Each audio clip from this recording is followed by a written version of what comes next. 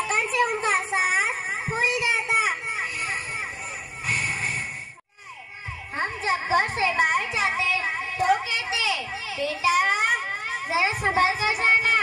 हम रोड पर भागते और सामने से गाड़ी आ जाती तो अब्बू की चीख निकल जाती, बेटा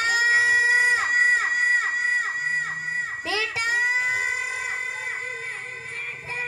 बेटा उनकी जरूरत पूरी करे, ये हमारे अब्बू का दिल नहीं चाहता। बेटा उनकी पसंद की चीज लेकर आए।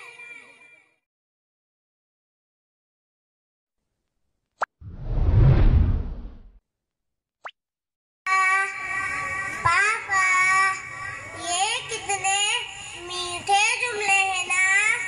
आज हम जो कुछ है वो अपने वालिद की वजह से है। गौर करें, हमारे वालिद ने हमारी बहुत खिदमत की है, हमें हर वो चीज ला कर दी जिसका हमने कहा।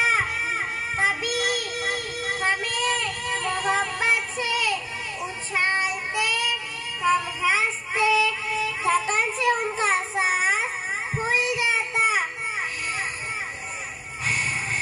हम कहते, अब्बू हमें मजा आ रहा है, याद रखें वो जीवती है जिसके पसीने की एक भी बूंद औलाद अता नहीं कर सकती। हमें भी उनकी खिदमत करनी है, उनको मन के अंदर मानना है। जब वो घर में दाखिल हो तो पानी पेश करें। जिस तरह ये हमारे बचपन में हमारी तरह राग देखते थे, जैसे घर में दाखिल हो फौरन हमारी तरफ आते थे, काम से जल्दी आ जाते थे, कहीं मेरे बच्चे सो ना जाए। हम जब घर से बाहर जाते तो कहते, बेटा जरा संभल कर जाना। हम रोड पर भागते और सामने से गाड़ी आ जाती तो अब्बू की चीख निकल जाती, बेटा बेटा जरा संभल कर।